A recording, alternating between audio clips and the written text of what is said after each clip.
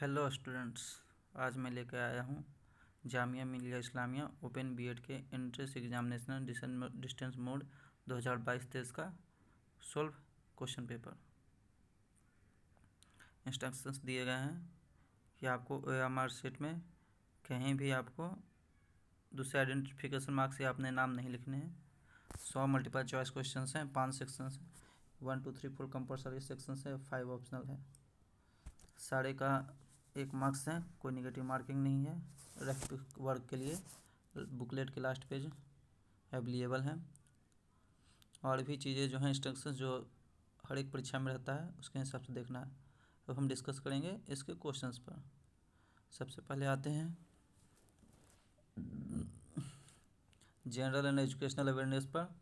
First question है, Galileo was the Italian astronomer who developed the telescope. B option है, discovered 4 satellites of Jupiter, discover that the movement of pendulum produce regular time measurement. तो इसका option हो जाएगा D, all of the above, क्योंकि सारे option सही हैं। FFC stands for film finance corporation.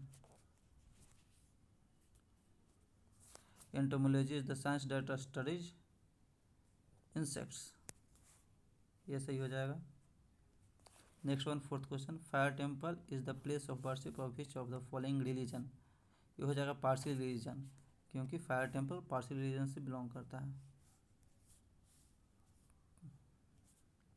Next है, golf player Vijay Singh belongs to which country. He belongs to Fiji, option B is the correct answer.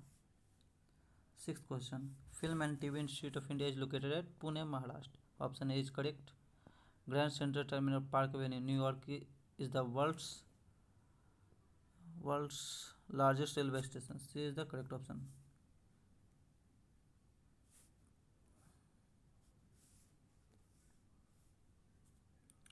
Next बनाते हैं question number 8, which of the following musical instrument is played by Amjad Ali Khan, that is sarod.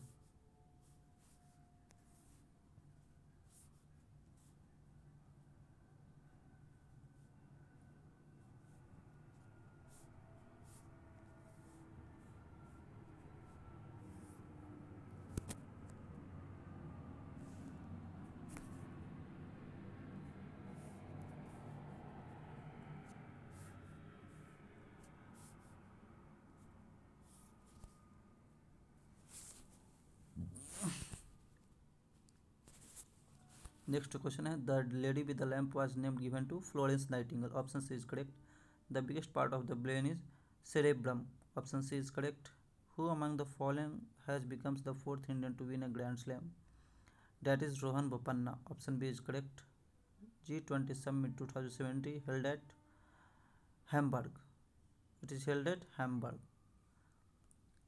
option D is correct. 13th number question, the Ministry of Utmost Happiness is written by, that is option D is correct, Arundhati Roy. Which of the following countries have approved world's first dengue vaccine? Mexico, option C is correct, Mexico. Which of the following is the largest air pollutant? Carbon monoxide is the largest air pollutant, that is option B is the correct. Next question, DRDL stands for, DRDL stands for Defense Research and Development Laboratory, option A is correct. Headquarters of UNO are situated at, it is situated at New York, option D is correct. Professor Amartya Sen, he received the Nobel Prize in the field of economics. Main responsibility of a school management lies on, it lies on principal. Appreciation, love and affection are part of the following needs of a child. Appreciation, love and affection are the part of the following needs of the child, that is emotional, option B is correct. The concept of education as purification of the mind and heart was given by, that is given by Ramakrishna Paramhans, option A is correct. The most important function of a teacher is facilitate learning, manage instructions, coordinate circular activities, provide information, option A is correct, because the most important function of a teacher is to facilitate learning as well as another activities, so option A is correct. classroom communication of a teacher rests on the principle of. Option A is correct, edutainment. Because entertainment is uh, not a good choice. Infotainment. A teacher does not provide information to the children. Enlightenment. uh,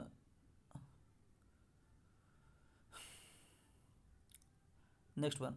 The first open university in India was set up in the state of Andhra Pradesh. Option C is correct. Harmonious development of the child as aim of the education means. Harmonious means होता है, ये होता है कहने का मतलब जो संपूर्ण होता है, या कह सकते हैं सामंजस्यपूर्ण। हारमोनियस का मतलब होता है सामंजस्यपूर्ण। सामंजस्यपूर्ण डेवलपमेंट होता है जहाँ पर आपका बैलेंस्ड मैनर में हो। तो इसका ऑप्शन से is correct. Development of physical, mental, moral and spiritual potentialities of the child in a balanced manner.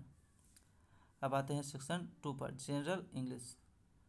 Question number 26, why did you not through the bag away.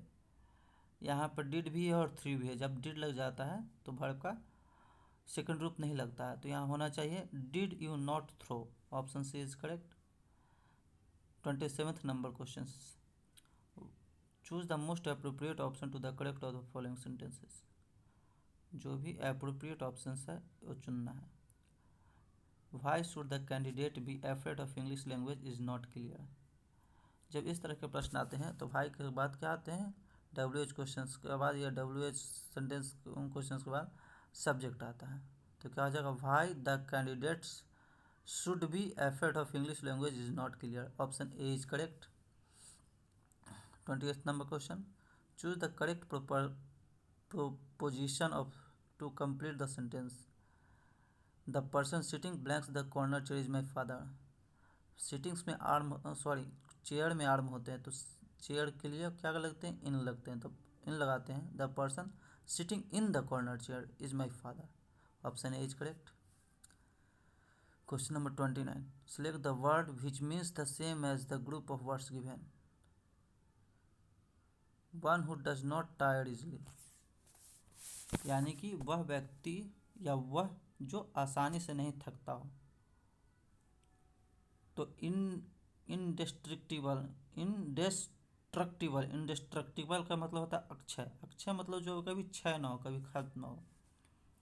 दूसरा सी भी है इनफ्लेटेबल। इनफ्लेटेबल मतलब जिसमें हवा हो, पिचका हुआ ना हो, ऐसे सेंस में कह सकते हैं। ऑप्शन सी है इनडिफैटिगेबल। इनडिफैटिगेबल का मतलब अथक। अथक मतलब जो कभी थकता ना हो। ऑप्शन डी है इंडिलिजिबल। इंडिलिजिबल मतलब अमिट, यानी कि जो मिट न सके।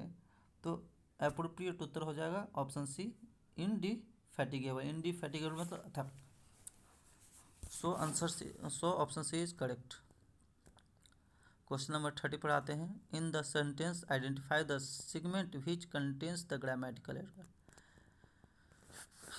जिसमें ग्रामेटिकल एरर हो उसको आइडेंटिफाई करना है। The cost of fruits and vegetables have risen abnormally this month. चूँकि यहाँ पर हैव है तो हैव की जगह हैज होना चाहिए। तो जो ग्रामेटिकल एरर है वो हो जाएगा हैव राइजन, यानी कि ऑप्शन सी इज करेक्ट। यहाँ पर हैव की जगह हैज होना चाहिए, तो ऑप्शन सी करेक्ट हो जाएगा। 31, choose the correct verb to complete the following sentences. यानी इसमें करेक्ट वर्ब चूज करना है। 80 days blanks not enough to complete this project.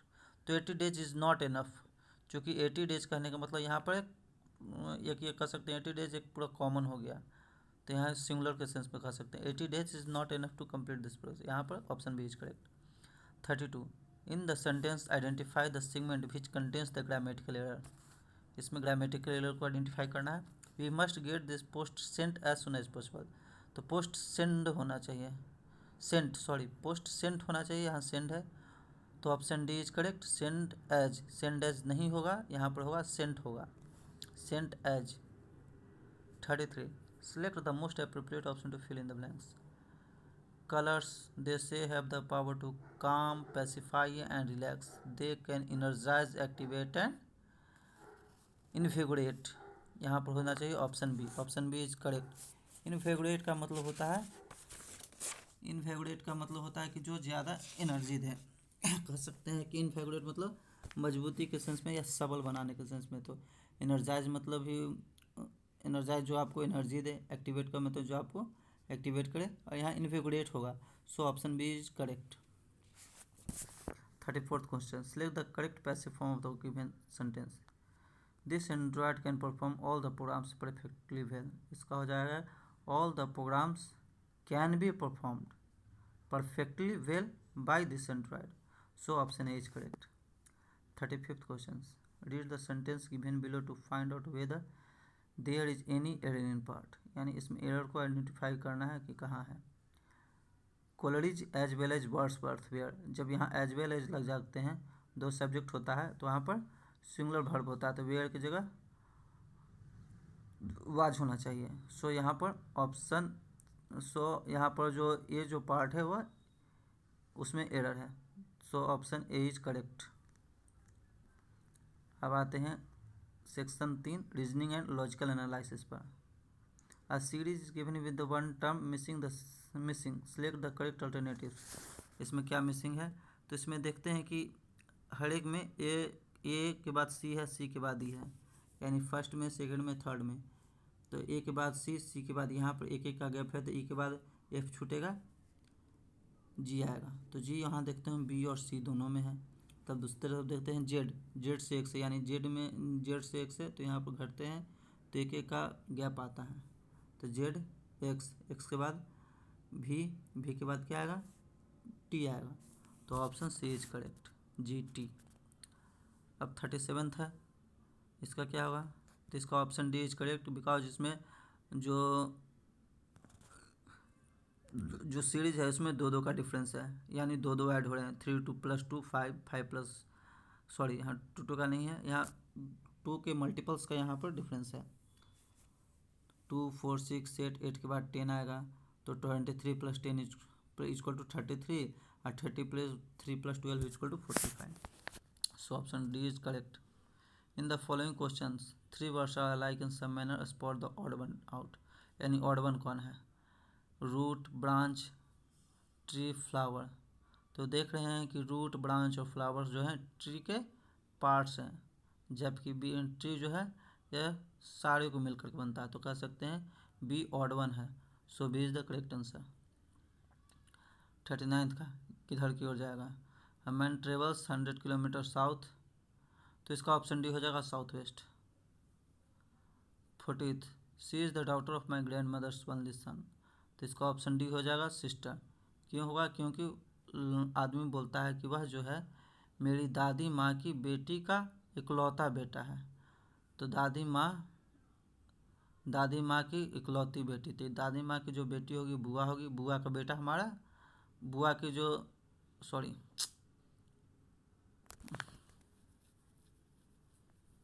She is the daughter of my grandmother's only sun.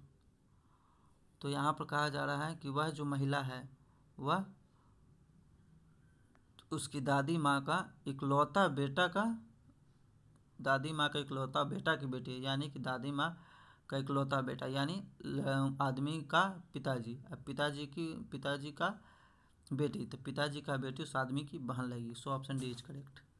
41th का option B is the correct answer.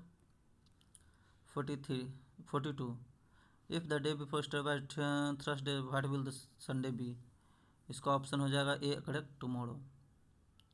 43 correct answer option D. 44th का correct answer ये हो जाएगा option D. कैसे होगा सो देख लीजिए, तो यहाँ पर दिया गया है ये जो है कि 5 × 3 15 + 4 = 19, वैसे ही 7 5 जा 35 और 6 35 और 5 और 6 41, यहाँ 6 4 जा 6 4 24 6 4 जा 24 और +5 29। सो option D is the correct answer. Which of the following Venn diagram best represent the relationship between lizard, reptiles and crocodiles? So option D is the correct answer. 46 questions. Cube root 5, quad root 6, वैसे 12th इसमें कहता है largest कौन है, तो largest option is the correct answer. Cube root 5 is the largest number. 47th देख लेते हैं। तो 47th में कहता है आपको क्या होगा, तो 47th का हो जाएगा option C is the correct answer. 48 में option D is the correct answer. 49th, इसमें लोगों को थोड़ा कन्फ्यूजन था, लेकिन अगर उसमें सुधार दिया जाए इंस्ट्रक्शंस को, तो option D is the correct answer. 50 का option B is the correct answer 7 days, क्योंकि 60 किलोमीटर 4 डे में वॉक करता है, तो एक डे में 60/4 इक्वल टू 15 किलोमीटर एक डे में वॉक करेगा। तो 105 किलोमीटर कितना डे वॉक करेगा, तो 15 से डिवाइड कर देंगे तो 7 टाइम्स में डिवाइड होता है, तो 7 डेज में 105 किलोमीटर वॉक करेगा। 52 देख लेते हैं। 52 का option D is the correct answer. 51 का option D is the correct answer. 52 में देख लेते हैं। इसमें देखा जाए तो जितने भी नंबर्स दिए गए हैं 637, 399, 784, ये सब जो है वह 7 का फैक्टर्स है। तो ऑप्शन में देखते हैं कौन 7 का फैक्टर है, तो 161 जो है 7 का factor, so option A is the correct. 53 question में देखते हैं। तो इसमें देखते हैं कि फर्स्ट और थर्ड का जो सम है वह मिडिल वाला आता है। 8 + 11 = 19, 6 + 9 15, तो 16 + 9 कितना हो जाएगा, तो ये हो जाएगा 25, so option C is the correct answer. 54 में देते हैं 8 से डिविजिबल का नंबर है तो एक्स का वैल्यू क्या होगा, तो एट्स के डिविजिबिलिटी का नियम कहता है कि जो लास्ट डिजिट या कह सकते हैं 1, 10 और 100 प्लेस वाली डिजिट है वह 8 से डिवाइड होनी चाहिए। तो 885x 8 से डिवाइड होनी चाहिए, तो यहाँ पर क्या आएगा, तो 8 से डिवाइड करते हैं 8 × 1 = 8, 5 है तो 8 से 1 = 56, तो यहाँ 6 रहेगा तो हो जाएगा, तो option B is the correct answer. 55 number question में देखते हैं। कहता है कि कौन सा ऑड वन आउट है, liver, kidney, lung, head. Liver, kidney और लंग जो है वो हमारे शरीर के भीतर होते हैं, जबकि हेड बाहर होता है, तो option D is the correct answer. अब टीचिंग लर्निंग स्कूल में देखते हैं। इसमें 56 question, how will you develop discipline among your learners. कहता है अपने लर्नर्स के बीच में आप डिसिप्लिन कैसे डेवलप करेंगे। Increasing their responsibility, forcing the rules to be followed, suspending the students from classes, making strict of the class attendance. तो इस तरह के प्रश्न में देखा जाता है कि कभी भी निगेटिव रिमार्क नहीं होना चाहिए, तो इसमें एक ही पॉजिटिव रिमार्क है, that is increasing their responsibilities, यानी कि उनकी जिम्मेदारियों को बढ़ा दें तो अपने आप डिसिप्लिन मेंटेन कर लें, so option is the correct. To be a successful teacher you need to maintain a good relationship with the school management, ensure that, इसका जो हो जाएगा maintain the dignity of the post, अपने post की dignity को maintain करना है। 58th question देखिए, if a student is absent from significant duration what should you do. कहने का मतलब होता है कि अगर एक बच्चा कुछ समय के लिए या कुछ विशेष समय के लिए वह एब्सेंट रहता है क्लास में, तो आप क्या करेंगे। Complain to the school authorities about the students absentees, कहता है ऑप्शन ये है कि हम स्कूल अथॉरिटीज को कंप्लेन करेंगे उसके एब्सेंटी के बारे में, या दूसरा है you should leave the matter as personal reasons of the students.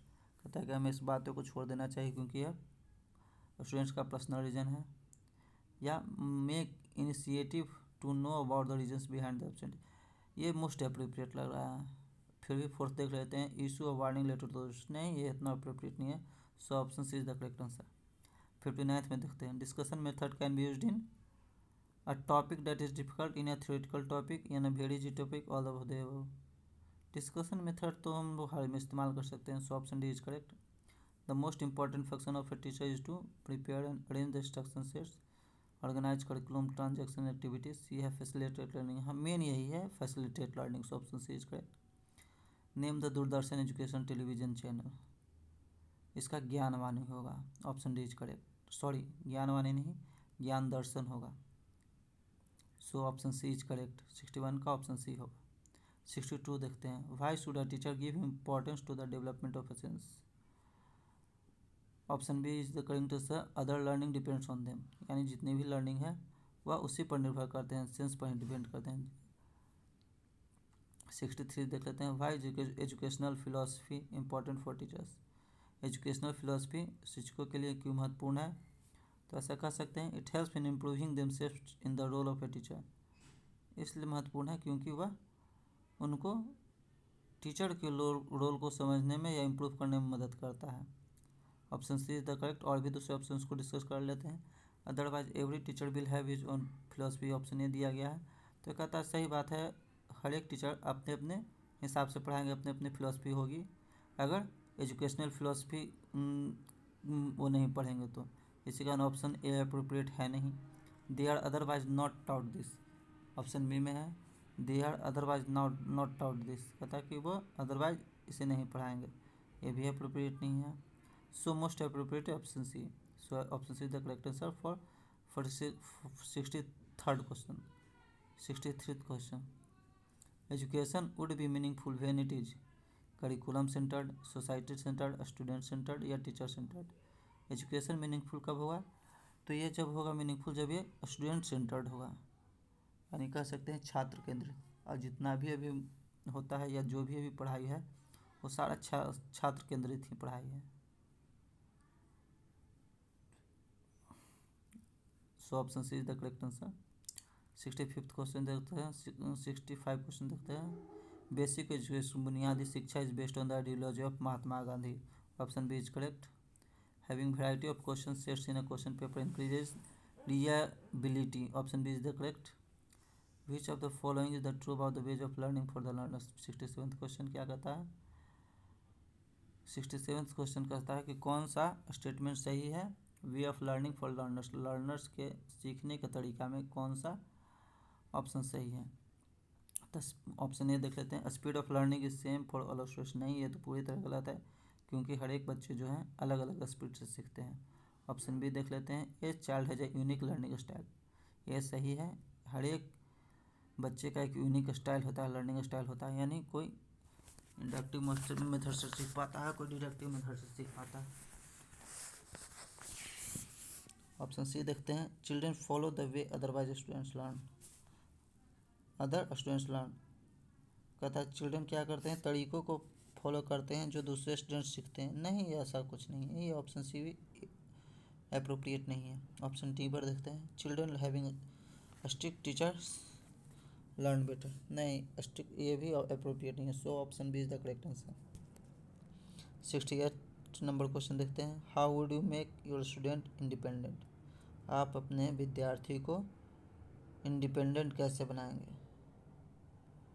Option A is the appropriate answer. Give responsibility to everyone, कहता है कि हम सभी को जिम्मेवारी देंगे तो वो इंडिपेंडेंट बन पाएंगे। 69 क्वेश्चन देख लेंगे, learning in the mother tongue helps students to easily comprehended. क्योंकि बच्चा अपनी माँ से ही सीखता है, तो जो उसकी मदर टंग होता है वो ईजिली कम्प्रीहेंडेड होता है। So option C is the correct answer. 70 number question देखते हैं, national policy on education 1986 was reviewed by, it is reviewed by Ramamurti committee, या राममूर्ति कमेटी द्वारा रिव्यू किया गया था। 70 का option C is the correct. 71 number का देखते हैं उत्तर, which of the following is associated with the Skinner. आप इसको कमेंट में बता देंगे। Next one 72, you have an aggressive student in your class, which of the following would you adopt to handle them. आपके क्लास में एक aggressive बच्चा है, तो आप उसे हैंडल करने के लिए क्या अडॉप्ट करेंगे, यानी कौन सी विधि का इस्तेमाल करेंगे, नीचे से चुनना है। ऑप्शन ए देखते हैं, allow him the opportunity to act aggressively. नहीं, ये अप्रोप्रिएट नहीं है, हम उसे एग्रेसिवली काम करने के लिए अलाउ करेंगे या मौका देंगे, ऐसा कुछ नहीं है। बी देखते हैं, put a complaint to his parents या गार्जियंस, कहता है उसके गार्जियन या पेरेंट्स को कंप्लेंट डालेंगे, इसका भी कोई ज़्यादा फर्क नहीं पड़ेगा, ये अप्रोप्रिएट नहीं है। ऑप्शन सी देखते हैं, explain him about the harmful consequences of the aggression. हाँ, उससे बात करने से कुछ बात बन सकती है, तो ये ऑप्शन सी अप्रोप्रिएट है कि हम उस बच्चे से उसके हार्मफुल कंसिक्वेंसेस के बारे में, यानी जो भी खतरनाक कंसिक्वेंसेस हो सकते हैं उसके बारे में हम बात कर सकते हैं। So option C is the correct answer. Option D देख लेते हैं, put him highly frustrating and embarrassing situation. नहीं, बच्चों को ज़्यादा एम्बेरस करेंगे तो और ज़्यादा वो अग्रेसिव हो जाता है, इसी का option C is the correct answer. 73 number question में देते हैं, what is the purpose of the assignment in a text book. Text book जो होता है यानी किताबें होती हैं बच्चों की, उसमें असाइनमेंट देने का क्या पर्पस है। तो ये मेन पर्पस यही है कि to provide practice to the learners, यानी लर्नर्स को क्या कर सकें, प्रैक्टिस मिल सके। तो असाइनमेंट जब बनाएंगे बच्चे तो उनका प्रैक्टिस होगा। 74 नंबर क्वेश्चन देखते हैं, A student in your class is guilty of stealing. What would you do? एक विद्यार्थी जो है आपके क्लास का वह चोरी करने का दोषी है, तो आप क्या करेंगे? ऑप्शन ए देखते हैं, find the reason of the behaviour and explain the effects of the stealing. Option A कहता है कि हम उसके व्यवहार, इस तरह के व्यवहार के कारण को पता लगाएंगे और चोरी करने के प्रभाव को हम एक्सप्लेन करेंगे। ये ही सही लग रहा है, फिर भी बी देख लेते हैं। Complain to the principal, principal को कंप्लेन करेंगे। प्रिंसिपल को कंप्लेन करने से कुछ इतना कोई ज़्यादा फ़ायदा होगा नहीं। Punish and make the city repay, punishment तो अलाउ ही नहीं है स्कूल में, तो ऑप्शन सी तो एकदम बेकार ऑप्शन है। ऑप्शन डी देखते हैं, send the child to the police, police के पास बच्चे को भेजेंगे। नहीं, इतना तो होता नहीं है। सबसे पहले हमारा काम होता है बच्चों को समझाना सिखाना, तो ऑप्शन ए ज़्यादा अप्रोप्रिएट है। 75 नंबर क्वेश्चन देते हैं, teacher in the class should keep the pitches of his voice very high, very low, moderate, sometimes low and sometimes high. देखिए, ज़्यादा हाई करेंगे तो बच्चे डर भी सकते हैं, या हमें दूसरा हो सकता है कि ज़्यादा हाई करेंगे तो हमारे गला बैठ सकता है, तो इसकी कोई आवश्यकता नहीं है। लो रखेगा तो बच्चे सुनेंगे ही नहीं। हमें अपनी आवाज़ को मॉडरेट रखना पड़ेगा, यानी कि साधारण आवाज़ रखेंगे, ना ज़्यादा हाई ना ज़्यादा लो, जिससे सारे बच्चे सुन पाएंगे और समझ पाएंगे। So option C is the correct. 76 number question देखते हैं, verbal guidance is least effective in teaching. Verbal guidance यानी मौखिक रूप से हम गाइड करना, वो कम प्रभावी होता है शिक्षण में। किस तरह के शिक्षण में? कंसेप्ट बताने में, एटीट्यूड बताने में, या फैक्ट्स बताने में, स्किल बताने में। तो ये सबसे कम इफेक्टिव होता है वर्बल गाइडेंस व स्किल्स बताने में, क्योंकि स्किल्स जो होते हैं कौशल होता है। स्किल मतलब ये करके सीखे जाते हैं, यानी कोई भी काम करेंगे तो हमें उस तरह उसका कौशल का डेवलपमेंट होगा, उसमें स्किल्स डेवलप होंगे। सो 76 का option D is the correct answer. 77 देखते हैं, for a teacher which one of the following methods would be correct for writing on the black board. कहता है कि शिक्षक के लिए नीचे जो दिए गए हैं मेथड में से उसमें सही मेथड कौन है ब्लैक बोर्ड पर लिखने का? तो इसमें होगा option D is the correct answer, क्योंकि वो हमें वही चीज़ें लिखनी है जो महत्वपूर्ण हो और उन्हें क्लैरिटी से हो उनमें, यानी option D is the correct. 78 number question देखते हैं, as effective teaching aid is one which. सबसे प्रभावशाली टीचिंग एड कौन सा है? ऑप्शन ए कहता है इज कलरफुल एंड भी गुड लुकिंग, जो कलरफुल हो गुड लुकिंग हो। नहीं, ये तो होगा नहीं। एक्टिवेट सॉल्व फैसिलिटीज, ये भी नहीं होगा। सारे फैकल्टीज को एक्टिवेट करें, ये भी संभव नहीं है। Is visual to all students, सारे बच्चों को विजुअल यानी सारे बच्चे देख सकें, ये टीचिंग एड इफेक्टिव हो सकता है। Fourth one easy to prepare, हाँ ये ज़्यादा अप्रोप्रिएट है। So option D is the correct answer. कैसे ऐसे देख लीजिए, यानी कि वो टीचिंग एड जो हमें बनाने के लिए आसान हो और उपयोग करने में आसान हो, जिससे सभी बच्चे उपयोग कर करके ज़्यादा से ज़्यादा सीख पाएँ। तो 78 का option D is the correct. 79 देखते हैं, moral values can be effectively inculcated among the students when the teacher. Option देखते हैं, frequently asks about values, himself practice them, tells stories of great person, talks of gods and goddess. Option B is the most appropriate. Himself practice them. एक कहावत भी है इसके बारे में कि एक बच्चे की माँ साधु के पास जाती है और शिकायत करती है कि बच्चा चीनी बहुत खाता है। तो उसकी माँ को साधु कहते हैं या संत कहते हैं कि आप 7 दिन बाद आइएगा, तब हम आपको इसका उपाय बताएंगे। बच्चे की माँ 7 दिन बाद दोबारा जाती है तो उसे बताते हैं, बच्चे से कहते हैं साधु कि चीनी खाना हमारे लिए अच्छी चीज़ नहीं है, इसी कारण चीनी खाना कम कर दो। तो इस बात को सुन करके बच्चे की माँ झल्ला जाती हैं, कहती हैं कि यही बात तो आप 7 दिन पहले भी कर सकते थे, आज क्यों कहा? तो उस साधु ने उससे या बच्चे की माँ से यह कहा कि मैं भी पहले बहुत चीनी खाता था और मैं बच्चे को तभी समझा पाऊँगा जब मैं इन बातों को अपने आप में अमल कर पाऊँगा।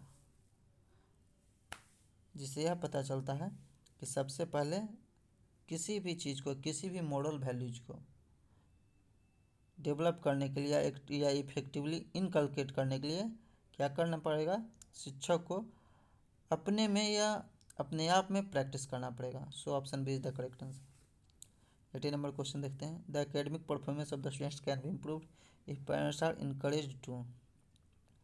बच्चे का एकेडमिक परफॉर्मेंस यानी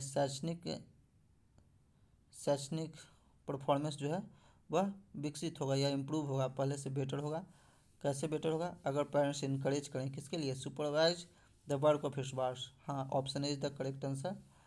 क्यों होगा, क्योंकि पेरेंट्स क्या करेंगे, बच्चों के काम को सुपरवाइज करेंगे, तभी जा कर के उनका एकेडमिक परफॉर्मेंस इम्प्रूव होगा। So option is the correct.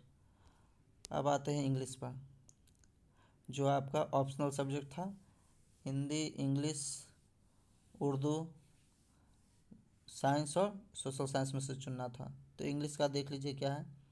तो सबसे पहले पैसेज है, पैसेज से 81 से 84 तक के क्वेश्चंस बन जाएंगे। तो 81 नंबर क्वेश्चन देखते हैं। Who established Jamia Millia Islamia. First में ही दिया गया है, फर्स्ट लाइन में ही दिया गया है, बाय द फ्रीडम फाइटर्स। तो option is the correct. 82 number देखते हैं। Jamia Millia Islamia was first established in Aligarh, paragraph में है, ऑप्शन बी इज करेक्ट। 83 देखते हैं। Jamia Millia Islamia move to its current campus Okhla in the year 1935, option A is correct. 84 में देखते हैं। Who made Jamia Millia Islamia central university, option B is correct, Indian parliament. 85 number question देखते हैं। Fill in the blanks with suitable alternative. क्या suitable alternative है, उससे blanks को fill करना है। I have been studying in Delhi blanks many years. तो इसमें हो जाएगा option B is correct, for many years. 86 में देखते हैं। Which of the following sentence is not an active voice. कौन सा सेंटेंस जो है एक्टिव वॉइस में नहीं है। Akram does his work homework, option A. तो does his homework it means हो गया कि यह सिंपल या प्रेजेंट इंडिफिनिट का वाक्य है। दूसरा है बी, आई एट फूड, यह पास्ट इंडिफिनिट का वाक्य है। ऑप्शन सी देखते हैं। फूड इज सर्व्ड, यह जो है आपका पैसिव में है। ऑप्शन डी देखते हैं। रवि राइट्स अ स्टोरी, यह क्या है, प्रेजेंट इंडिफिनिट का वाक्य है। तो ए, बी और डी ये जो है एक्टिव वॉइस में है, जबकि सी जो है पैसिव वॉइस में है। So option C is the correct answer. 87 number question देखते हैं। Which of the following sentence is in active voice. कौन सा एक्टिव वॉइस में है। क्रिकेट इज प्लेड, ये पैसिव वॉइस में है। डांस परफॉर्म्ड, ये भी पैसिव वॉइस में है। सी देखते हैं। Sameer played hockey, Sameer played hockey. तो ऑप्शन सी इज करेक्ट, क्योंकि यह एक्टिव वॉइस में है। ऑप्शन डी देख लेते हैं। I was called for an interview, ये पैसिव में। So option C is correct 87 का। 88 का देखते हैं। Which of the following is a collective noun. कौन सा कलेक्टिव नाउन है। Hill, cloud, group, city. Hill मतलब पहाड़ियाँ होती हैं, क्लाउड बादल हो गए, ग्रुप मतलब समूह हो गया, सिटी मतलब शहर हो गया। हिल तो आपका हो गया नाउन, पहाड़ी का है वो नाउन हो गया। क्लाउड भी आपका नाउन हो गया, सिटी भी आपका नाउन हो गया। तो क्या बचा, ग्रुप। ग्रुप जो है सॉरी सारे तो नाउन ही हैं, लेकिन कलेक्टिव नाउन क्या है, ग्रुप है। So option C is correct. 89 में देखते हैं। Which of the following is an abstract noun. कौन सा एब्स्ट्रैक्ट नाउन है। तो ऑप्शन इज करेक्ट, करेज। साहस, साहस जो है भाव है, तो इसी का नहीं एब्स्ट्रैक्ट नाउन है। आयरन जो है मटेरियल नाउन है। टीम जो है कलेक्टिव नाउन है। कोलकाता जो है वह प्रॉपर नाउन है। So option A is correct. 90 number question देखते हैं। Complete the following sentence with the help of the given alternatives. Sentence को कंप्लीट करना है ऑप्शंस के द्वारा। John blanks football right now. Right now है, अभी फुटबॉल कर रहा है, खेल रहा है, तो यहाँ क्या होगा, John is playing football right now. So option B is correct. 91 में देखते हैं। Find the odd sentence sounds, जो ऑड सेंटेंस है उसको पता लगाए। ही हार्डली वर्क्स, वह मुश्किल से काम करता है। He is very diligent, he is very active, he is very hard working. तो देखते हैं बी, सी और डी जो है वह सिंपल सेंटेंस है, जबकि ये जो है वह प्रेजेंट इंडेफिनिट का सेंटेंस है। तो A is the correct answer. 92 में देखते हैं। These, that, those are the example of, ये डिमोन्स्ट्रेटिव प्रोनाउन का एग्जाम्पल है। 92 का सी करेक्ट आंसर होगा। 93 देखते हैं। Choose the odd word out, जो ऑड वर्ड है उसको चूज कीजिए। नेकलेस, ब्रासलेट, रिंग, ये सब तीनों चीज़ जो होते हैं गोल ही होते हैं, जबकि ट्राउज़र गोल नहीं होता है। B is the correct answer.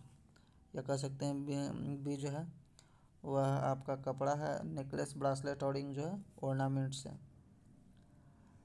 94 number question देखते हैं। Fill in the blanks with suitable alternatives. He is junior to me, option is the correct. 95 number question देखते हैं। Choose the word odd word out. जो भी odd word है उसको choose कीजिए। Cabbage, restaurant, ladies finger, bitter gourd. A, C और D जो है वह सब्जियों के नाम है, जबकि बी क्या है, या रेस्टोरेंट है। जो तो बी क्या हो जाएगा, करेक्ट आंसर हो जाएगा। 96 देते हैं। बेटर लेट देन नेवर, यानी कि कभी नहीं से देर भली, यह एक कहावत है। सो 96 का ऑप्शन ए सही है। 97 देखते हैं। A word naming N attribute of a noun is called. जो नाउन को एट्रीब्यूट करता है वर्ड, वो क्या कहलाता है, वो प्रोनाउन कहलाता है। So option D is correct.